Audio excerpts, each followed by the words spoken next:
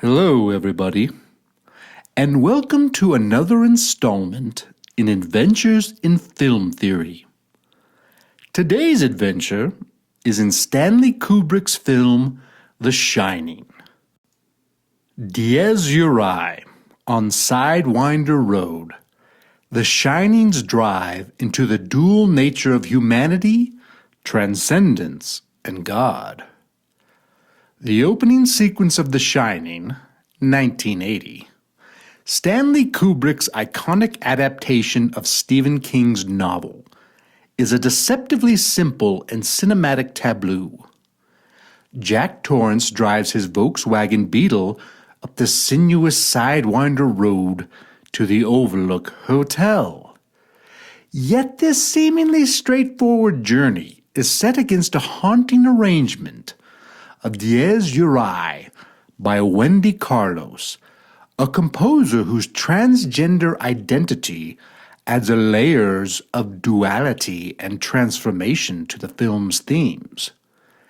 In a mere 3 minutes, Kubrick introduces us to a multi-layered allegory, a descent into wilderness, a confrontation with human duality, and, ultimately, an encounter with the ineffable mystery of God. Dies Irae, the soundtrack of doom and divinity. Let us begin with Dies Irae, Latin for Day of Wrath, a medieval chant originating in the Catholic liturgy for the dead.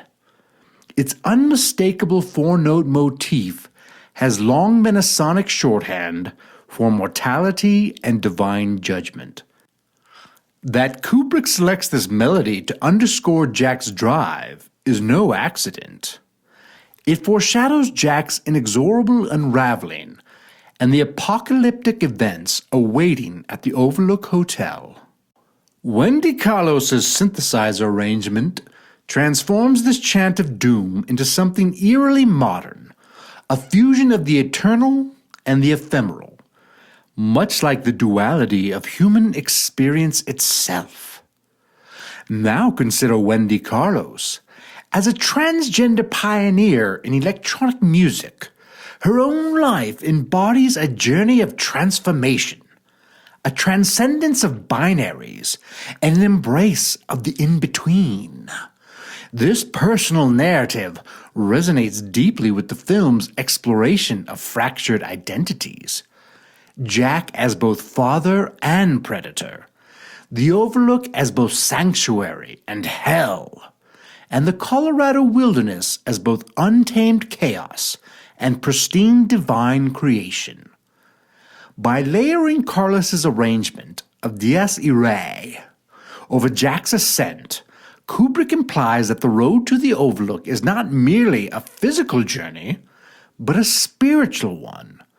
It is both an ascent toward a higher state of being and a descent into madness, a reflection of humanity's oscillation between creation and destruction, light and dark, good and evil. In short, the soundtrack preaches the dual nature of existence with the solemnity of a Gregorian monk on Moog synthesizer. Sidewinder Road, the wilderness as revelation. The Sidewinder Road is a quintessentially American cinematic image, evoking the mythos of the frontier. Yet unlike the optimistic roads of Kerouac or Steinbeck, Kubrick's road twists menacingly through an indifferent wilderness, its switchbacks as serpentine as the human psyche. This is not manifest destiny. This is manifest doubt. The wilderness, traditionally a space of spiritual confrontation in literature, from Thoreau to the Bible, becomes here a harbinger of doom. But Jack's journey is also a paradoxical pilgrimage.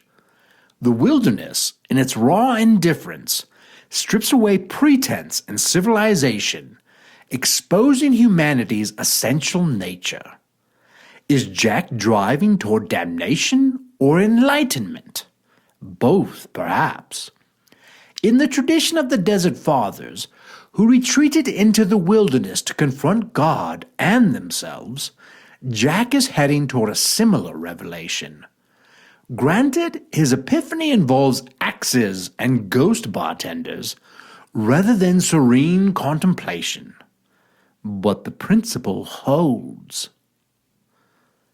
Jack, God, and the hotel at the end of the road. And what of the destination?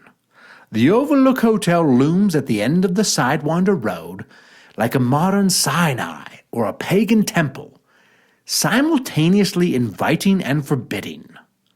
Within its walls, Jack will confront a divine mystery of sorts, though Kubrick's divine is a far cry from the benevolent creator of Sunday School.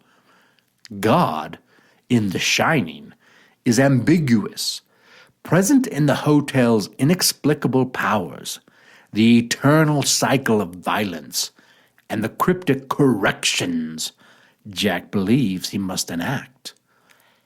Herein lies the brilliance of Kubrick's vision.